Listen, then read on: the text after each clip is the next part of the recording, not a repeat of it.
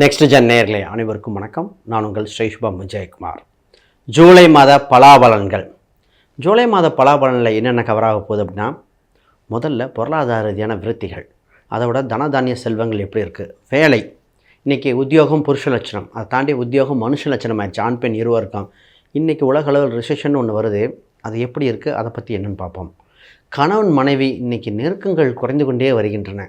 இது கோச்சார ரீதியாக மட்டும் இல்லை, ஏன்னா பஞ்சமஸ்தானத்தில் கேது பகவான் இருக்கும்போது கணவன் மனைவி அந்யூன்யங்கள் குறையுது. ஏன் வாழ்க்கை வாழ்கிறோம், இது நடக்குமா நடக்காதா, இது மாதிரி ஒரு இக்கட்டான சூழ்நிலையில் வந்திருக்குங்க. அதுக்குண்டான தெளிவான பதில் இங்கே இருக்குது.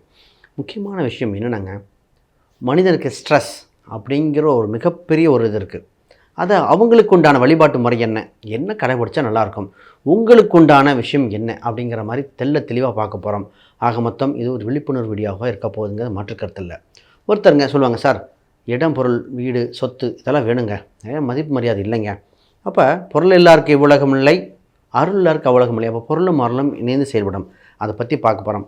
ஜூன் மாதத்தில் ரொம்ப சிறப்பு என்னங்கன்னா, இந்த வருஷத்தில் ஆடி அமாவாசை, ஆடி போகிறோம். ஆடி அமாவாசை முன்னாள் திதி கொடுத்து பல கர்மதோஷத்தை நீக்கக்கூடிய காலகட்டம் வந்தாச்சு. ஆக மொத்தம் சிறப்பான காலகட்டத்திற்கு அதை பற்றி தெளிவாக பார்த்துருவோம். இதோ மகர ராசி சிகரம் தொடும் காலகட்டம் வந்து விட்டன அப்படின்னு நிச்சயமாக சொல்லலாம். இந்த ராசிக்கு ஃபஸ்ட்டு சிறப்பு விஷயம் என்ன தெரியுங்களா, உழைப்பே உசுருங்க. உயர்வை நோக்கி பயணித்து கொண்டிருக்கும் ஒரு ஞானின்னு சொல்லலாம். அப்போ சும்மா இருக்கிறதெல்லாம் இந்த ராசிக்கு பிடிக்காது, ஏதோ ஒன்று செஞ்சுட்ருக்கணும், சிந்தனை இருக்கணும், ஆக்கப்பூர்வமான விஷயங்கள், க்ரியேட்டிவிட்டி, ஒரு விஷயத்தை தெரிந்து கொள்ள ஆர்வம் இந்த ராசியாக இருக்கும்.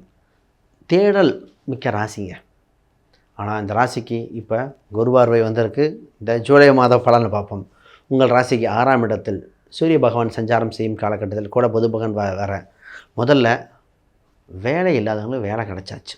வேலையில் உயர் பதவி, சங்கங்கள் சபையில் உச்சம் தொடும் கால சூழ்நிலைகள், யாரிடம் அவமானப்பட்டோமோ அவர் முன்னே வாழ்ந்து காட்டும் சூழ்நிலைகள், இதெல்லாம் நடக்குதுங்க.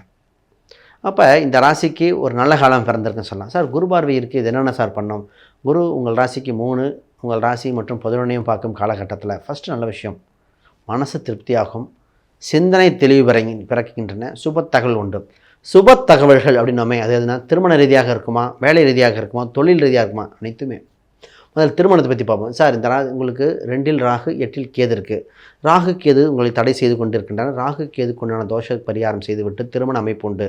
திருமணத்தில் பார்த்தால் மனதுக்கு பிடித்த வரன் வருகிற கால சூழ்நிலைகள்.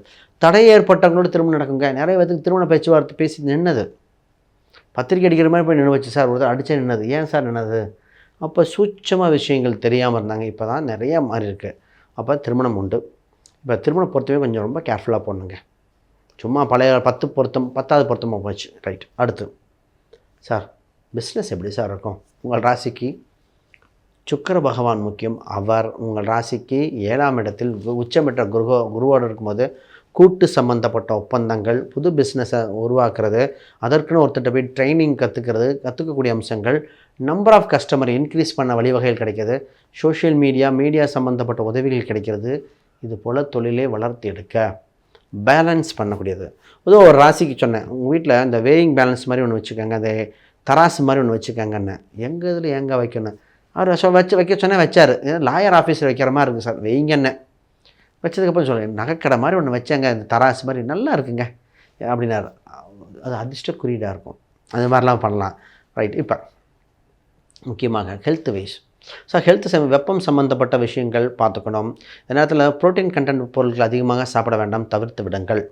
குடும்ப ரீதியாக செல்வம் விஷயத்தை பார்ப்போம். சார் பண வாய்வாய் அதிகரிக்கின்றன, கையிருப்பு பணம் அதிகரிக்கும், கமிஷன் வகையில் வருமானம் உண்டு, குடும்பத்தில் சின்ன மாற்றங்கள் உண்டு, சில தூர பயணங்கள், ட்ராவல் இதெல்லாம் இருக்குது, இது நல்லாயிருக்கும். இப்போ குடும்பம் எக்ஸ்பேன்ஷன் ஆகுது. அப்போ எக்ஸ்பேன்ஷன்னா காதலன் காதலி ஒன்று சேர வாய்ப்புண்டு, திருமண அமைப்பு சொன்னோம், குழந்தை பிறக்க வாய்ப்புண்டு, குழந்தை இல்லாதவர்கள் குழந்தை பிறக்க வாய்ப்புகள் வந்திருக்குங்க. சுபமான காலகட்டங்கள், பிரிந்தவர் ஒன்று சேருதல். ரொம்ப நாளாக பார்த்திங்கன்னா பிரிஞ்சு போயிட்டாங்க சார், திருப்பி வரல சார், புதிய உறவு வருதோ இல்லையோ, பழைய விடுபட்ட உறவுகள் வரும். அப்போ பார்த்து நம்ம சூஸ் பண்ணணும். சார் இடம் வீடு சொத்து வாங்கலாமா. பொதுவாக இவங்களுக்கு பார்த்திங்கன்னா ப்ராப்பர்ட்டி ரீதியாக ஒரு யோகம் இருக்குது. ஃபஸ்ட்டு விற்கிற யோகம், அப்புறம் வாங்குகிற யோகம். விற்கிறது சின்னதாக விற்று இன்னொன்று பக்கம் வாங்குறவங்களுக்கு ஓகே. இல்லை சார் முதல்ல வாங்குகிறோம், அப்போ கவனமாக பார்த்து வாங்க வேண்டிய சூழ்நிலைகள், டாக்குமெண்டேஷன் வேலைகள்லாம் நிச்சயமாக நல்லபடியாக இருக்குது. இந்த ராசி எதில் தான் நான் ஹெல்த்து சொன்ன மாதிரி ஹெல்த்தை கொஞ்சம் பார்த்துக்கணும். வெளிநாட்டு சம்மந்தப்பட்ட ஒப்பந்தங்கள் சூப்பராக இருக்குது. கவர்மெண்ட் சம்மந்தப்பட்ட விஷயத்தில் அனுகூலமாக இருக்கின்றன. நிறைய பேத்துக்கு சொல்கிறேன், சார் வெளிநாடு கவர்மெண்ட் நல்லாயிருக்கு, காம்படிட்டிவ் எக்ஸாம் எழுதுங்க, ஷைன் பண்ணி ஜெயிச்சிருவீங்கன்னு.